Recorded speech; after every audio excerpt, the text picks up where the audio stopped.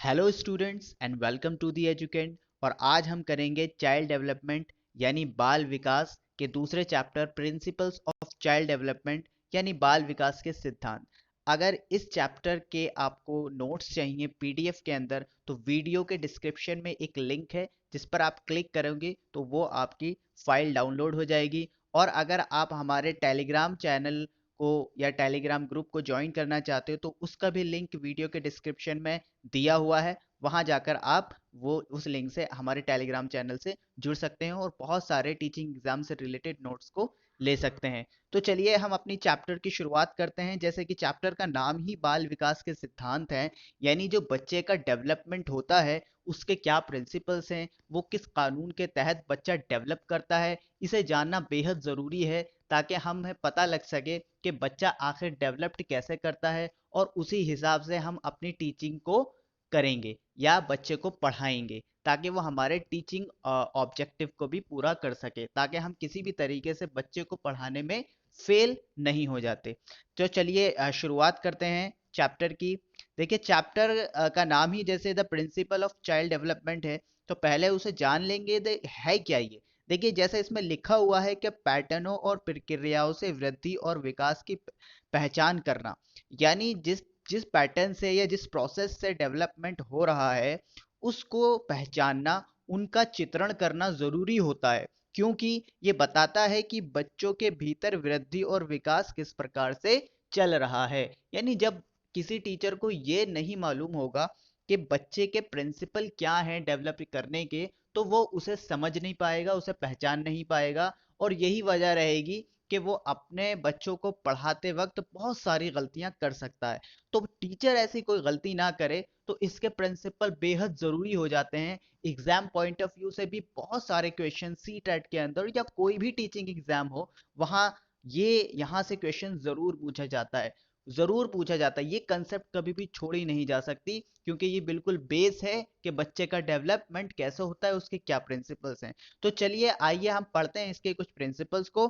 पहला प्रिंसिपल जिसका नाम है प्रिंसिपल ऑफ सिफेलो कोडल। देखिए सिफेलो कोडल प्रिंसिपल क्या है, पहले मैं इसका बता दूं। उसकी ब्रॉड अगर मैं बताऊं, जिसकी जो ब्रॉड लाइन है वो है प्रिंसिपल ऑफ डायरेक्शन, यानी प्रिंसिपल किस डायरेक्शन में चलता है। अगर हम प्रिंसिपल और सिफेलो कोडल की बात माने तो हम ये कहता है कि ये हेड से चलता है। ठीक है, हेड से चलता है, किसकी तरफ चलता है, टो की तरफ।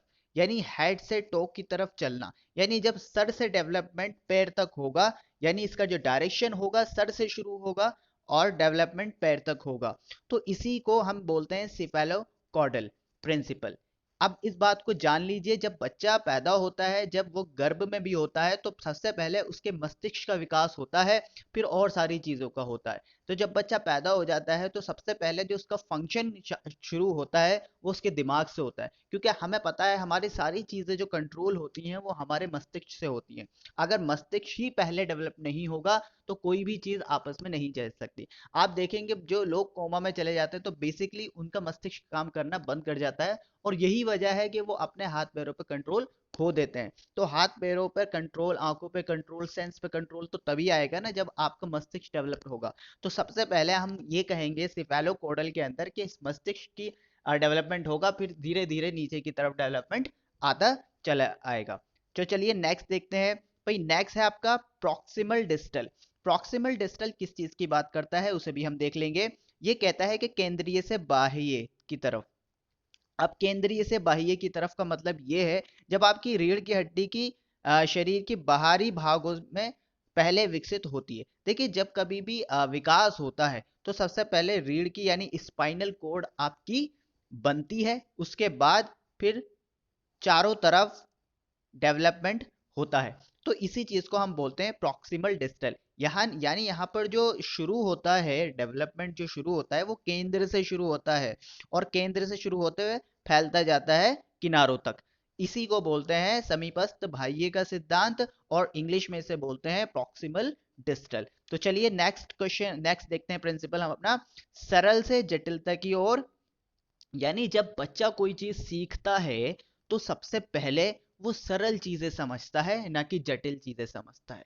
देखिए जब मैं ये एग्जाम्पल देके हम बात कर सकते हैं इसकी, कि यदि बच्चे को ऑब्जेक्ट को वर्गीकृत करना सीखना होगा तो पतंग और हवाई जहाज उसके लिए समान हो सकते हैं, क्योंकि वो दोनों आकाश में उड़ते हैं।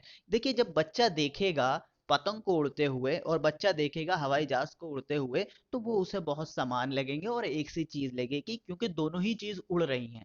तो ये है उसका सरल सिद्धांत, यानी सिंपल की तरफ जाएगा। लेकिन जैसे जैसे डेवलप होता चला जाएगा तो वो बता देगा कि पतंग का क्या उड़ने का हिसाब है और हवाई जहाज किस बेस पर उड़ता है, पतंग के अंदर क्या क्या टेक्नोलॉजी यूज होती है, हवाई जहाज के अंदर क्या क्या लॉज लगते हैं। वो ऐसे ही जटिलता यानी कॉम्प्लेक्सिटी की तरफ जाता रहेगा। तो ये है आपका principle of simple to complex, यानी सरल से जटिल का सिद्धांत। चलिए आगे देखते हैं। आगे है प्रिंसिपल ऑफ कंटिन्यूअस प्रोसेस। देखिए, ये डेवलपमेंट का प्रोसेस कभी रुक नहीं सकता। देखिए, ग्रोथ का प्रोसेस तो रुक सकता है, क्योंकि जब बच्चे की एक मेच्योरिटी आती है, यानी फॉर एग्जांपल अगर आप हाइट की बात करते हो तो बच्चा एक हाइट बढ़ती रहती है, तो एक एज आ जाती है जब हाइट आप उसकी बढ़नी बंद हो जाती है, हाथ पैर बढ़ने उसके बंद हो जाते हैं, ऑर्गन्स उसके बढ़ने बंद हो जाते हैं। लेकिन डेवलपमेंट कभी भी नहीं रुकता। डेवलपमेंट हमेशा बढ़ता रहेगा, निरंतर बढ़ता रहेगा। और वो जब तक वो उसकी डेथ नहीं होगी तब तक डेवलपमेंट उसका बढ़ता रहेगा। कभी भी डेवलपमेंट में रुकावट या स्टेबिलिटी नहीं आती, वो हमेशा निरंतर चलता रहता है। ठीक है, तो आगे देखेंगे हम सामान्य से विशिष्ट का सिद्धांत।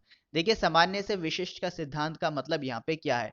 जब हम देखेंगे शिशुओं का मोटर चालन बहुत सामान्यीकृत और अनभिज्ञ होता है। सबसे पहले सकल यानी बड़ी मांसपेशियों में मोटर गति का कफा विकास होता है। यानी सबसे पहले हम देखेंगे, यानी जब बच्चा कोई एक्टिविटी करता है, कोई भी एक्टिविटी करता है, तो सबसे पहले वो अपने जब जो बच्चा पैदा होता है तो शुरुआत अपने बड़े ऑर्गन से करता है, बड़े ऑर्गन से करता है। यानी फॉर एग्जाम्पल वो उंगलियां चलाना बाद में शुरुआत करता है, उंगलियों को चलाएगा बाद में, पहले वो अपने हैंड्स को मूव करेगा, यानी जो उसकी आर्म्स होती हैं, जो भुजाएं होती हैं, उसको मूव करेगा।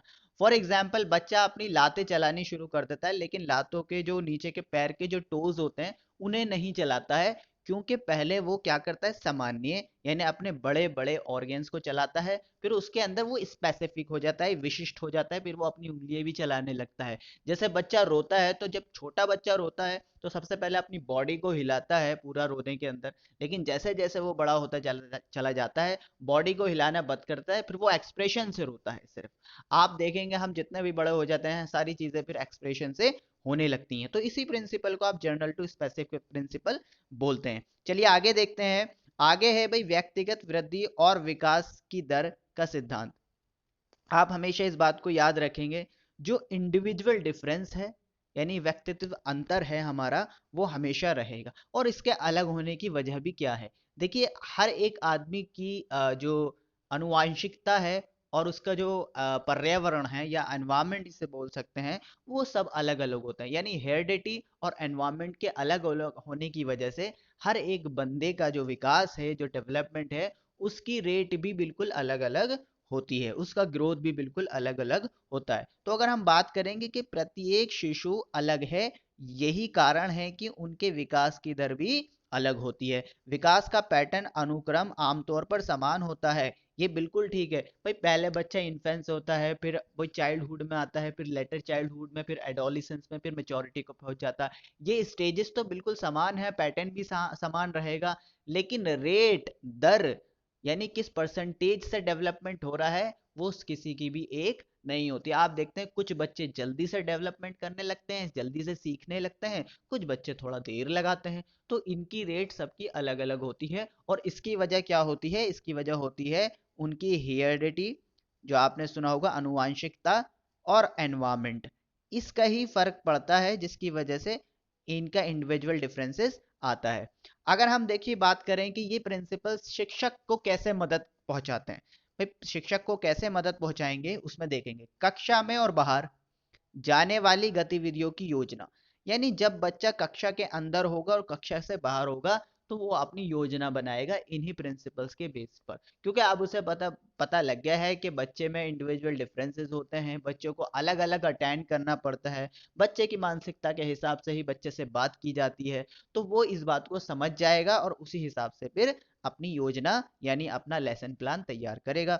शिक्षार्थियों के अनुभव के संज्ञानात्मक प्रभाव को बताने में मदद करेगा। यानी शिक्षार्थी यानी जो स्टूडेंट्स हैं उनके जो एक्सपीरियंस है, किसके कॉग्निटिव इफेक्टिव है उनको बताने में उनकी मदद मिलेगी। यानी उन्हें बताएगा कि शिक्षार्थियों का संज्ञानात्मक प्रभाव क्या है, उनके एक्सपीरियंसेस क्या हैं। ये सब शिक्षक जब ही बता पाएगा जब शिक्षक को खुद पता होगा कि बच्चे के प्रिंसिपल्स क्या हैं। अब अगर हम देखिए, हम बात कर रहे थे हेरिडिटी और एनवायरनमेंट की, यानी आनुवांशिकता और पर्यावरण का प्रभाव क्या होता है। देखिए दो चीजें होती हैं, एक तो आपका ये प्रकृति बनाम अभिभावक, यानी नेचर और नर्चर। देखिए नेचर जो है आपका क्या है, अनुवांशिकता है जो आपको अपने पेरेंट्स से मिलती है, अपने वंश से मिलती है। और नर्चर जो है आपका वो क्या है, आपकी परवरिश है जो आपके एनवायरनमेंट से आपको मिलती है। इसी तरीके से हेरिडिटी और एनवायरनमेंट है। इसी तरीके से भाई अनुवांशिक प्रभाव यानी जेनेटिक इन्फ्लुएंसेस, और एक होता है आपका पर्यावरण प्रभाव यानी एनवायरमेंटल इन्फ्लुएंसेस। तो ये दोनों ही मिलकर एक चीज को बनाते हैं। इसी तरीके से कुछ इनबॉर्न क्वालिटी होती हैं, ठीक है, यानी कुछ बच्चे में इनबिल्ट क्वालिटी रहती हैं, और कुछ क्वालिटी ऐसी होती हैं जो लाइफ में आगे हमें एक्वायर करनी पड़ती हैं। तो यही वजह होती है जो बच्चे का डेवलपमेंट होता चला जाता है। और इसी वजह से हम कह सकते हैं, अगर देखिए हमारे जो प्रिंसिपल्स हैं इसी तरीके से हम इन्हें फॉलो करेंगे और इसे समझ जाएंगे तो बच्चे के डेवलपमेंट को हम भी समझ जाएंगे कि किस प्रकार से बच्चे का डेवलपमेंट चल रहा है। तो चलिए आज के लिए हम इतना ही रखते हैं और ये चैप्टर हो जाता है पूरा। अगर ये आपको हमारी वीडियो पसंद आई हो तो हमारी इस वीडियो को लाइक कीजिए, सब्सक्राइब कीजिए हमारे चैनल को, वीडियो को शेयर करते रहिए और देखते रहिए दी एजुकेंट, ठीक है। और जैसे कि हम रिस्पॉन्स देख रहे हैं, और भी इसी तरीके से बिल्कुल सीक्वेंस वाइज चैप्टर वाइज ये पूरा बाल विकास को पूरा किया जाएगा। तो हमारे इस वीडियो को ऐसे ही इस सीरीज को देखते रहिए ताकि आपका कोर्स बहुत आसानी से पूरा हो जाए। चलिए, thank you so much for being here.